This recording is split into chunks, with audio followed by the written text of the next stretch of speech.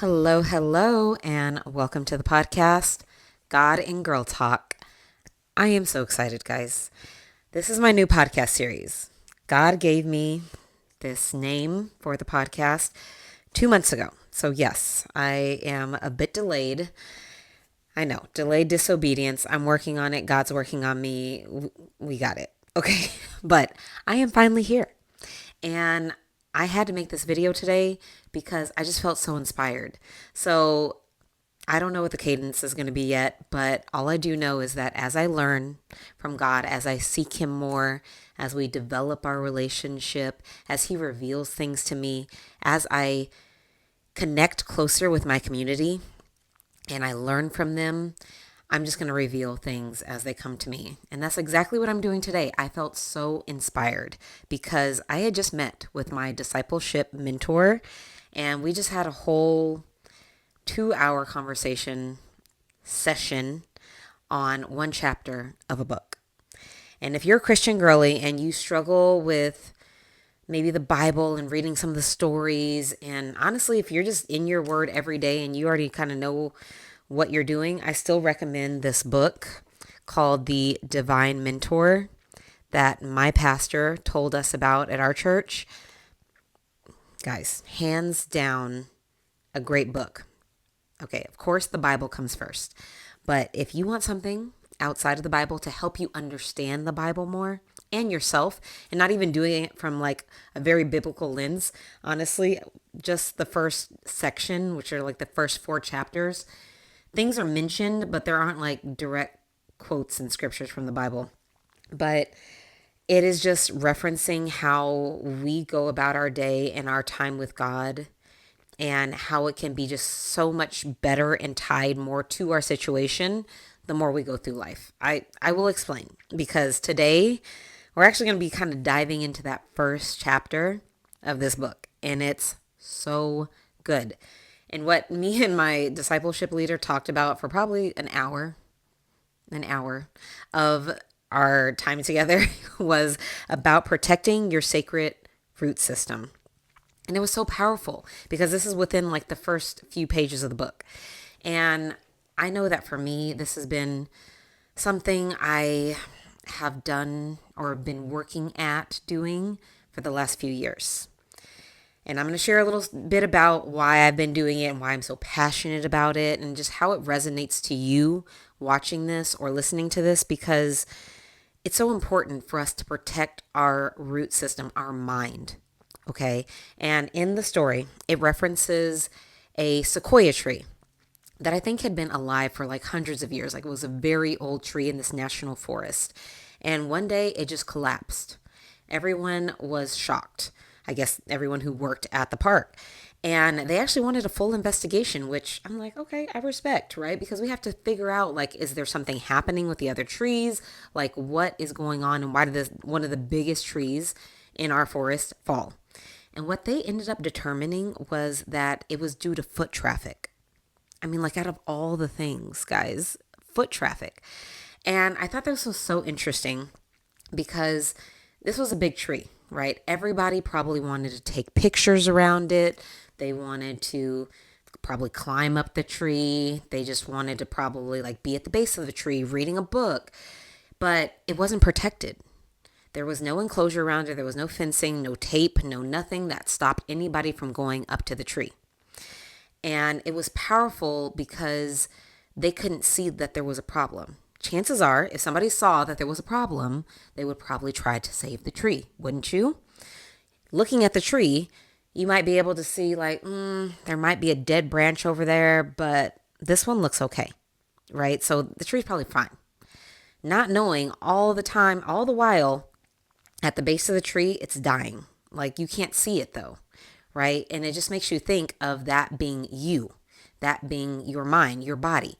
When you go to a doctor and you have an ailment, unless you have a gaping wound on your arm or leg or something, and you're like, Doc, I'm just not feeling well. I don't know what it is. Chances are they're not going to look at you and say, hey, give me your arm. Let me see if, something's happening here. You might have something on your arm that's a reflection of something happening on the inside. But chances are a good doctor is going to take a sample of something, whether it be blood, urine, stool, to see what's going on. Chances are there's something underneath, something hidden that we cannot see easily that is disrupting our bodies and our sacred enclosure. So when I started reading this, I'm like, wow.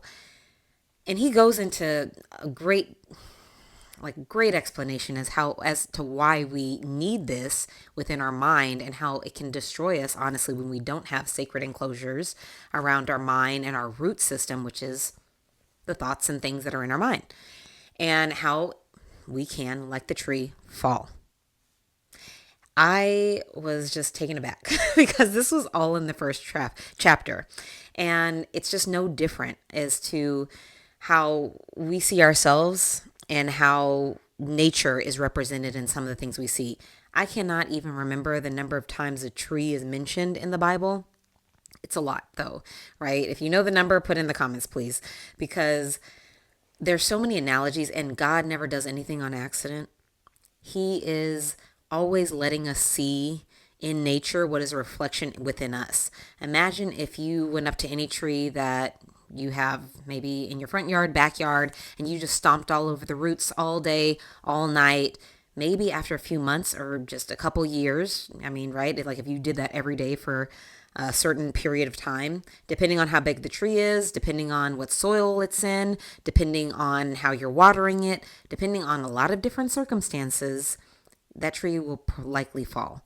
Same thing when you let people into your sacred enclosure, your mind, things that are happening with the seeds that people are watering, the information they're feeding you, how they're trampling on, your mind, your confidence, your self-esteem. There's nothing protecting it, right? And I can speak to this because this was me just a few short years ago. I had no protection. At the end of the day, we had no protection over our root system, our sacred enclosure, and people take advantage, unfortunately. That's just how it is sometimes, because we are in a world where there is a lot of sin. I don't care who you are. I don't care what's going on.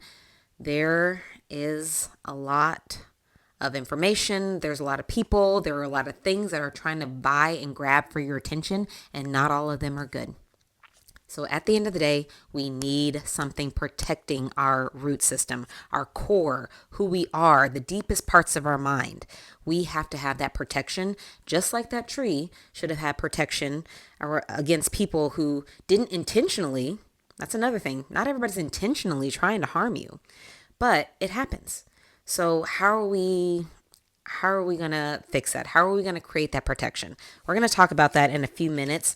But with that, I did want to give an example that everybody knows of in the Bible when you're not creating a sacred enclosure around your root system and you're not protecting it, what that looks like and what happens. Of course, there are a million different stories in the Bible where you can see poor root systems and people making bad decisions and letting other people influence them. And we are no different, right? That happened millennia ago, and we're still making some of the same mistakes, guys. And I am right there with you.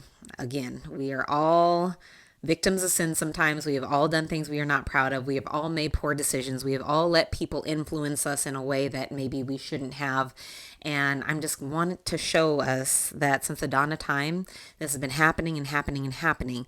What the difference is when you have that knowledge, that awareness, that ability to discern, you're able to make different choices. So even if you're not spiritual, even if you're not a Christian, even if you don't read the Bible at all, you still know the story of Adam and Eve. So that's why I chose it.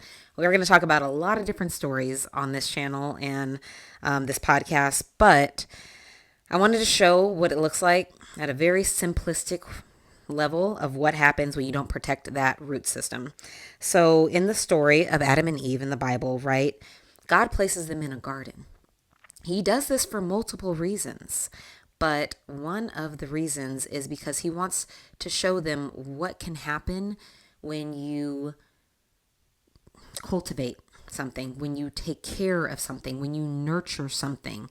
Things tend to produce fruit. They produce beauty. They produce nourishment. They are just visibly beautiful, and then they probably provide some type of sustenance. Like, there are a lot of reasons why God put Adam and Eve in a garden. Again, multiple analogies. God's always working. He's always trying to show us something, just like we are connected to trees in some way, right? God uses those to signify the root system being our minds and what happens when we don't take care of them.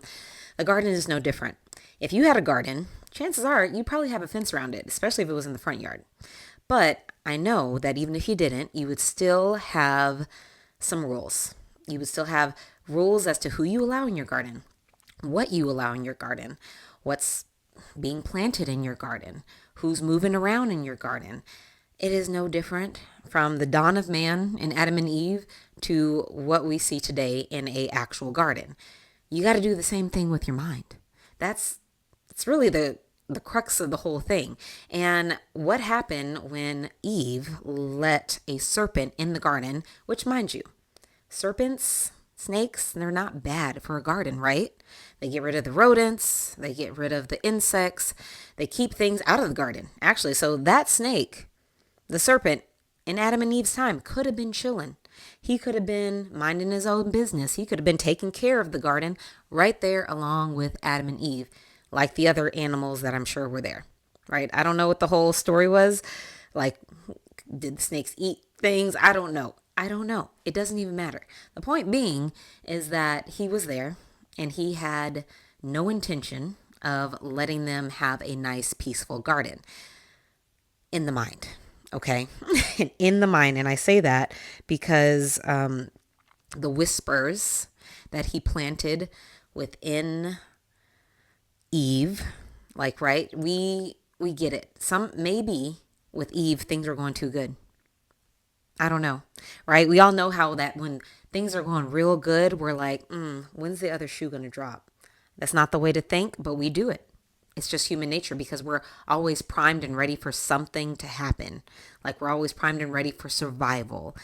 Maybe things got too good for her. Maybe she didn't have to worry about anything and she wanted a little bit of excitement in her life. I don't know. But we all look back and we're like, oh, girl, Eve, why'd you do that? But we likely would have done the same thing. Someone comes to us, tries to plant a negative seed. How often have we allowed a negative seed to be planted in our minds about ourselves or something that was happening around us? Chances are we've done it before. And when that happens, where we can learn from are the decisions that we make and what we allow to be planted in our minds. Eve's mind was no different than the garden at that time. She had a beautiful, plentiful, magical garden happening in her mind, just like we all do when we're born as babies, as children. We aren't born with a bunch of negativity and thoughts about other people and how are we going to pay this, how are we going to survive. As long as we have somebody who's halfway taking care of us, we're probably good, honestly. We just don't come into a world with knowing anything. Again, symbolic. God doesn't want us to, but sin's introduced, right? It's just how the world works. God set it up that way. Temptation exists, period. How we react to the temptation, what we let into our sacred enclosure, what thoughts we allow to be planted and watered and nurtured are very important. And that is essentially what Eve allowed to happen, but in a negative sense when the serpent came to her. She did not protect her enclosure, her mental enclosure. Therefore, she was kicked out of her physical enclosure, which was the Garden of Eden, because she let someone into her mental enclosure that shouldn't have been there. And typically, once you compromise the mental enclosure, everything else starts to trickle down and things just kind of go left, right? I think we've all been there where we have a day where we just don't wake up, we don't feel good, and then things start happening throughout the day and we're like, see, I knew today wasn't the day, right? But sometimes our day could be turned around. Absolutely. But it's really the choices that we make. We can choose to see the negative and choose to continue to go throughout our day as if it's just already terrible. Or we can try to turn it around ourselves and we can try to water those plants in our garden that are actually thriving, cultivating, pull out the weeds every day. This is why I'm an inner work coach. Okay. I think it is so important to dive into the root system, and to get to the bottom of it, pull out those weeds and cultivate the things that are flourishing, that are intended to be flourishing. Not all the negativity, not all the lack, not all the scarcity, which is exactly what the serpent introduced to Eve when they were in the garden. Her mental garden was compromised, and then her physical garden was compromised when God had to kick them out because they didn't listen to what he had said. And granted, that was a terrible day, but we likely would have made that same decision that she did, and I hate that for us, but that's okay because now we have the awareness, and now we're going to make better decisions. So that just kind of shows us that we have the opportunity to create better for ourselves. And just thinking back for me, I had compromised my mental garden for so long, my entire life, up until a few years ago, like 3 or 4 years ago. I had let people trample all over my roots. I had let them plant seeds and water them in my mind that decreased my self-esteem and my self-confidence and my self-worth. And I'm not proud of that, but God helped me. He pulled me out of those situations. He unfortunately had to cut off some of the relationships, and I don't like that. I don't like to cut things off, and I don't recommend. I'm just saying for me it was necessary because I would have never reached the potential that I'm displaying, I think, even to myself and God and my family and my friends, that I was meant to display if I hadn't protected my root system.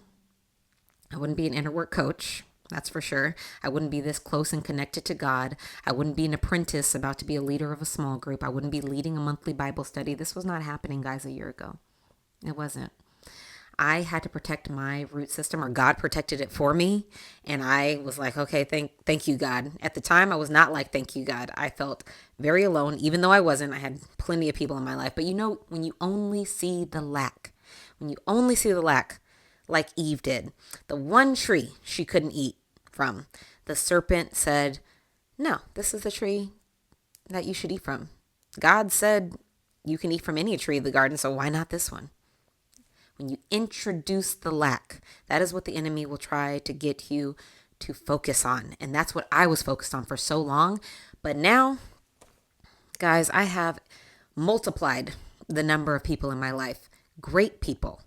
Not a single bad one in the bunch. Okay. And that is why I am here, to be a living testimony to going with God and being able to encourage women to protect their root system. It's a passion for me.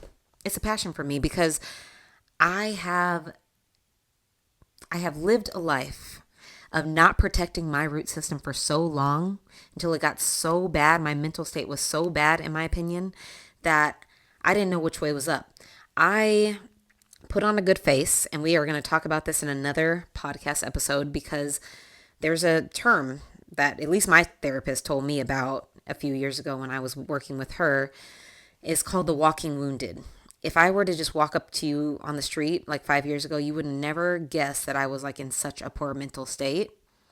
But I knew I was. I just never let it show. And I always just try to busy myself and hurry and do and prove that I was like, I didn't even have time to slow down and start asking myself these deeper questions and focusing on the word of God and understanding that I have to create a sacred enclosure around my thoughts, around my mind, and I have to cultivate the right things and water the right things and let God trim the things and pull out the weeds that don't serve my garden.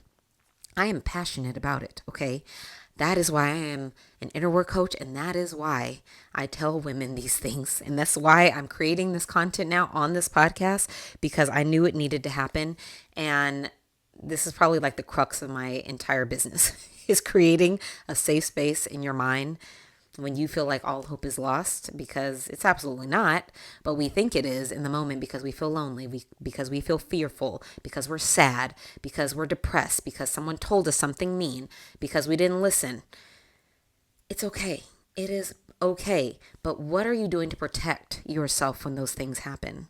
What are you doing to remove the foot traffic and all the busyness and all the negativity? That way you can show up the way God intended you to show up. So we are going to talk about some ways to protect that sacred root system of yours, sis. And the first one is going to be mental fencing. Creating mental barriers. I know it's not rocket science, but as I think of a garden, I'm like, put a mental fence up around it. If they would have enclosed that tree and put a fence up around it, it probably would be still standing today. And that's the sad part. And that's okay. They're going to learn. It's going to happen. But we are the same when it comes to surrounding ourselves with people and things that are not serving us. And again, I don't believe in truly cutting off people unless it's actually warranted and God told you to, which was my situation because it got so bad. But not everybody and not everything deserves all of your energy. I know I struggle with this because, like I said, I have so many great people in my life. It makes me sad when I can't see them as much as I want to. But my discipleship leader reminded me, you can't.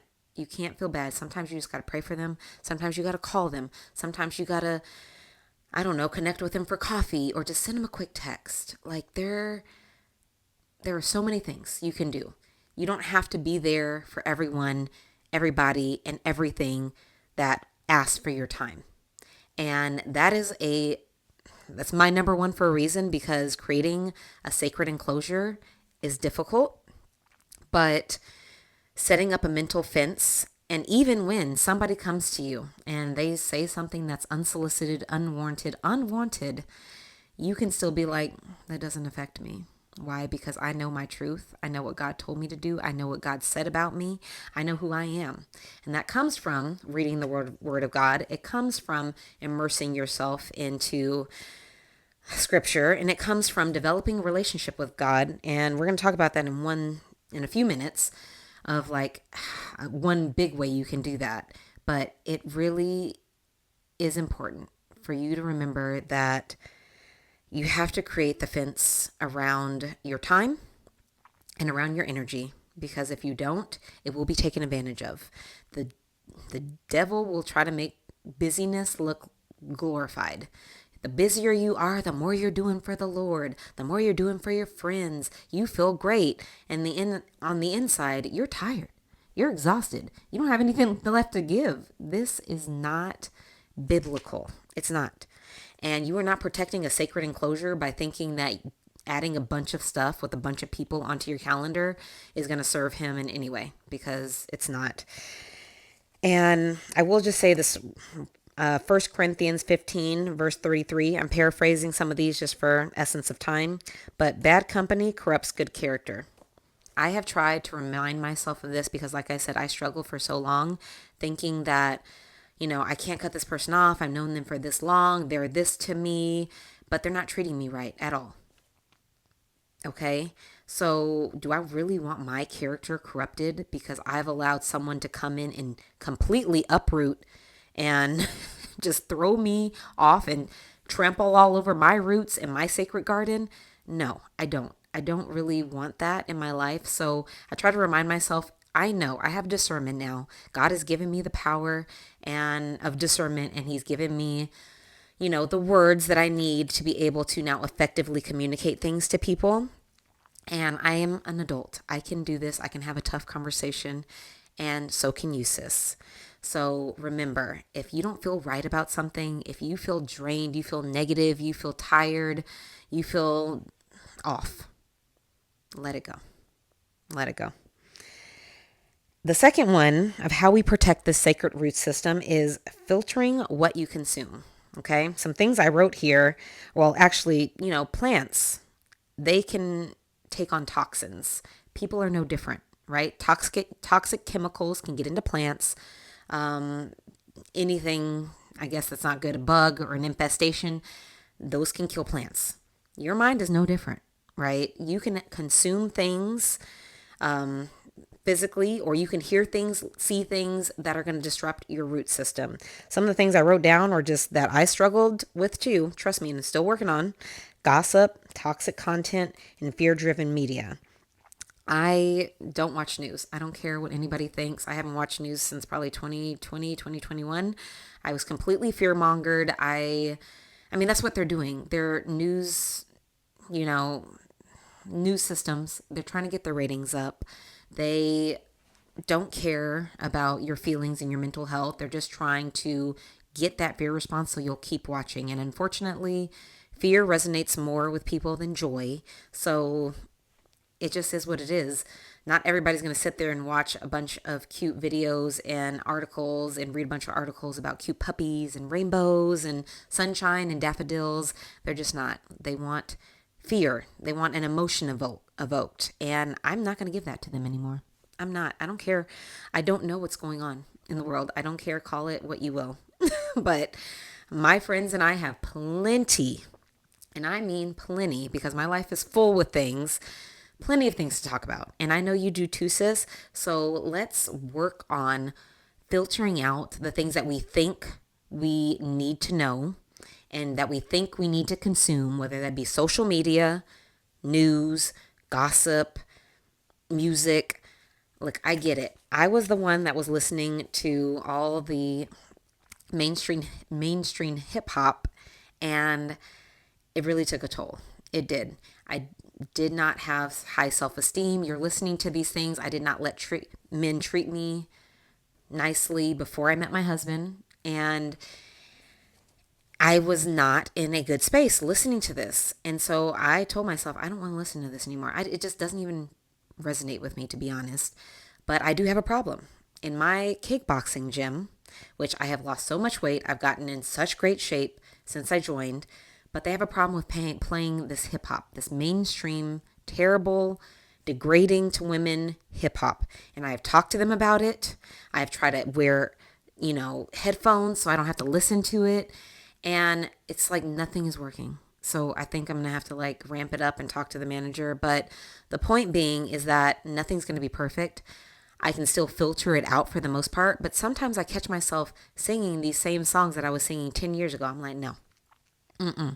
That's the last thing I want to do. It doesn't even matter about reading the Bible or praying. That's just the last thing I want to be doing right now with my time, is reciting a bunch of mainstream hip hop degrading, derogatory music. Okay, I'm filtering it out as best I can in my day-to-day life. However, I know there's going to be things that come up. I can't protect myself from everything, but do what you can. Sometimes you don't have to spend an hour on the phone gossiping. Okay, been there, done that. Now I cut it short. Okay, people want to gossip. Wonderful, but I won't be here to do it with you. I just won't, right? We have to filter that out. Toxic content, social media is no different. You can easily fall into a trap of, I'm not good enough. I'm not pretty enough. I'm not doing enough. I don't have enough money. I don't lack. Think about Eve in the garden, guys. Think about it. When you introduce lack into your life, but you don't have lack, there's nothing you're lacking. If you want it, that's different. You can have it. But chances are, if you are truly lacking for it, try praying first. Try reading the word instead, seeing what they say about getting it.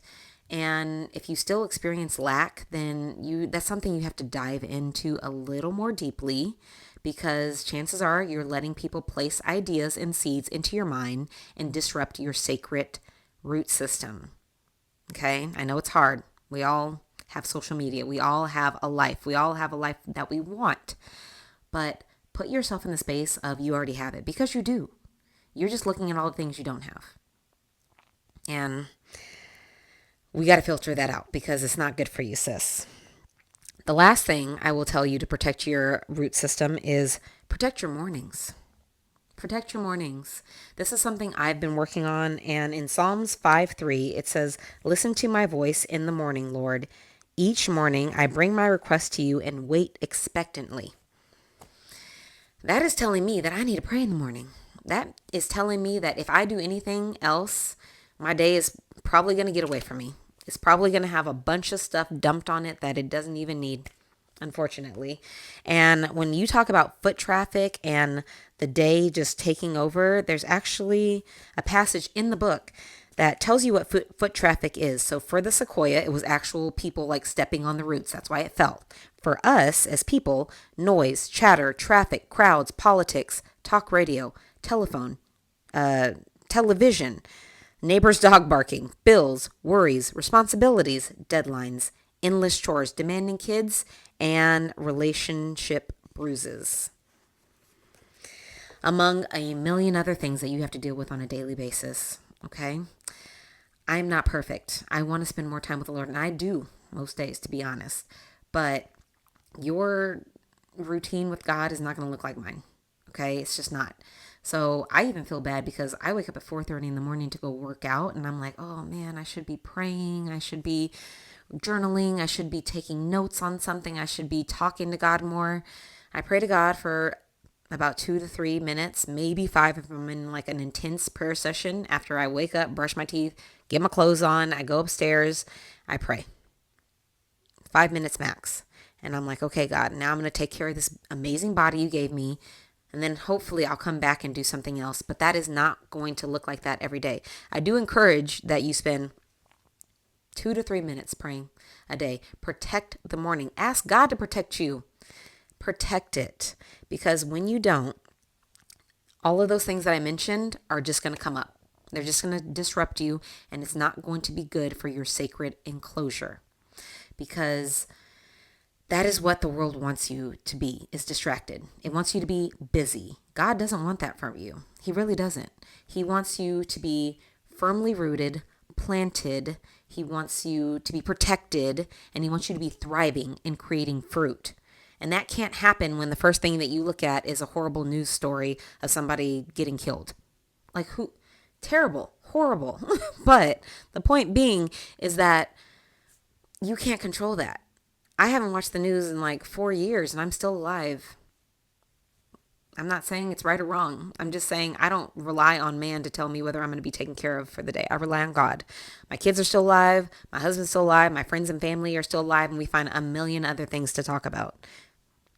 I protect myself. I protect my root system now. And if people want to talk about things that are happening, I won't, no, I'm not going to talk about a bunch of negativity and news stories. I'm going to protect myself.